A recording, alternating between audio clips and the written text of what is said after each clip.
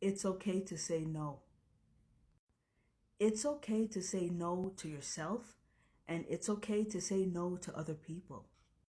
One thing I've noticed over the course of my career is that when people have a hard time saying no to themselves or to other people, they are more likely to be obese and chronically ill.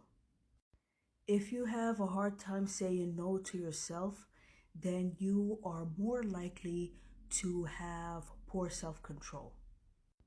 If you have poor self control, you are more likely to have habits that are going to keep you in poor health and overweight.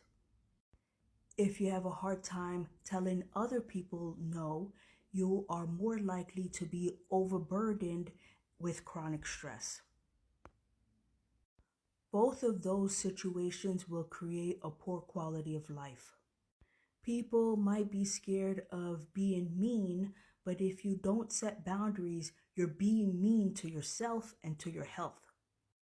When you overextend yourself to other people because you can't say no, then you don't have the time or the energy to invest in improving yourself. If you can't tell yourself no, then you will continue to lack discipline and be unable to implement healthy habits that'll actually get you to your goals. The point is, no is not a dirty word and should be used more often to protect your mental and physical health. If you need more practice telling people no, you can type no in the comments. Follow for more information on diet and lifestyle changes that can help improve your health and achieve healthy, sustainable weight loss. Thanks.